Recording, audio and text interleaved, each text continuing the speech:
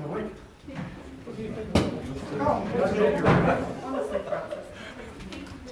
Right, when you're ready. Sure, you recorded down? I'm good. Okay, I don't want to embarrass you. Right, you will be aware, I suspect by your presence here you will.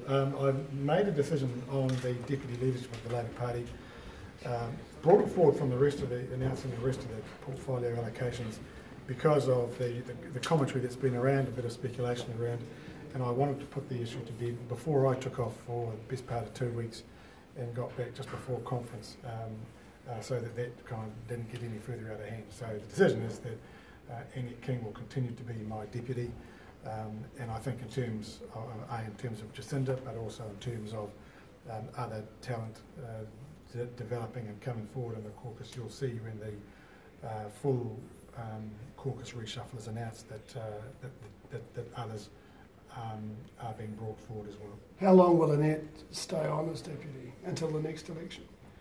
Yeah, this obviously takes us through to the next election, and obviously what happens beyond that in terms of cabinet allocations is a different question. But this is the leadership team that will take us through into the 2017 election. Why not Jacinda Ardern, that she's been widely speculated on as being the deputy leader in waiting?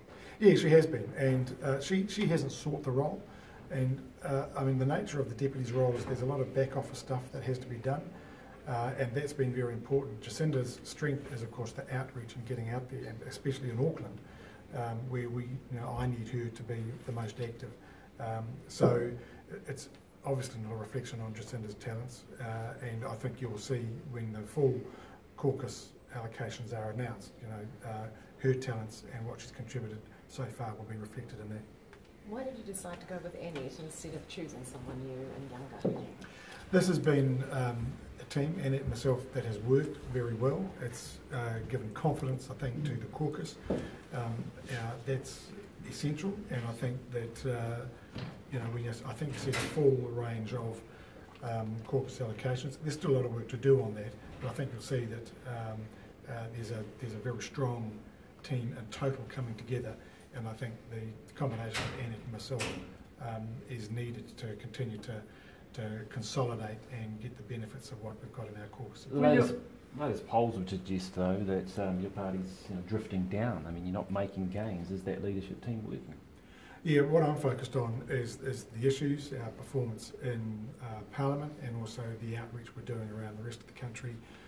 That's all I can focus on. That's what I'm doing. It's going very well. The feedback is good, and we're going to continue that. Will your front bench change much?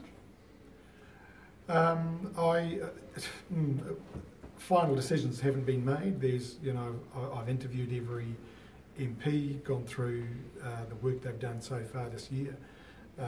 I expect there will be changes. I can't talk about the extent or magnitude or numbers of those changes, but I expect there will be changes. Jacinda didn't seek the job, did she not want it? Well, she didn't seek the job, and the discussions I've had with her, along with other MPs, and then thinking about the wider questions about the caucus and continuing developing the performance of the caucus as a whole, where I've landed is to continue with Annette in the role. But did she say to you that she didn't want it at any point?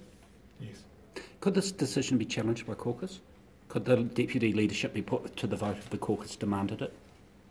I doubt it. It's not the way our caucus operates. Why have you announced it today when Annette's overseas? Yeah, she's overseas. I'm about to go overseas too. I get back really just a day or 2 or 3 days before the conference. I'm just aware of the level of commentary, that sort of this rising crescendo.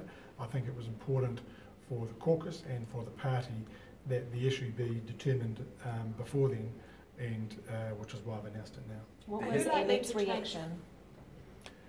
Annette's reaction to continuing in the role? Well, naturally thrilled, and she has been very positive. We have been a great team. We work very closely, very well together. So very pleased, as I understand it. How long have you been planning to announce it today? I've been thinking in the last few days, as I've been sort of getting ready for the trip to China and just tying up the sort of loose ends that you do before you go, I became aware that there is this rising tide of commentary, and I had thought, I just made the judgment, it was better to put that issue to bed before I went away, and so that when I get back, I can focus on the conference, the remaining conference preparation, and on the issues that will be there at conference, and without this being one of them. Did you make it clear to Jacinda that you were actually very satisfied with Annette? The discussion of Annette hasn't come up in any of those discussions with any other MP. Having said that, I was obviously I'm absolutely satisfied with Annette. Has maintaining your own position as leader had any influence on your decision, given that there had been some opinion pieces written recently saying that if you put Jacinda into that role could be a threat to your stability as leader? Yeah, I have to say that one of the things I've developed in this role, nearly a year into it, is an absolute jaundiced view of certainly the underlying facts of many commentary pieces and consequently some of the conclusions. My leadership style, both in previous roles and in this, is to develop and nurture talent.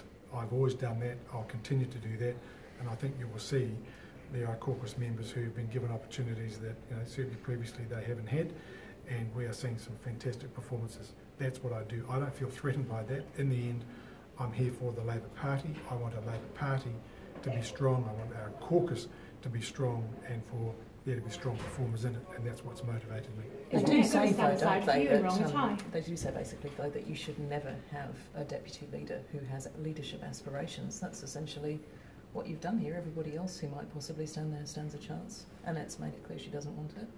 I've done what I think is the best for the caucus management, and continuing to develop all the talent in our caucus. I think this is the best way of achieving it. That's what's been my motivating drive. But it's the best way of also cementing your leadership, isn't it, by not having somebody in there who wants to roll you? If you want to be cynical about it, you'd say that. I've said what my motivating force is, because it's consistent with the leadership I've demonstrated in every other leadership role that I've had. It's consistent with the approach I've taken in this role in the last 11 odd months, and I'll continue to do that. So is Annette going to stand aside for you in Rongotai? There's been no discussions about selections, and that's a matter for the party. Do you intend to stand in Rongotai? I've no plans about either standing or not standing anywhere in 2017. And she hasn't indicated to you that she might want to go on the list? No, we haven't had any discussions about selection issues, which are a matter for the party. Would you like to stand in Rongotai? I haven't thought about what path I might take back into Parliament in 2017. But you actually haven't thought about standing in Rongotai? I haven't thought about that.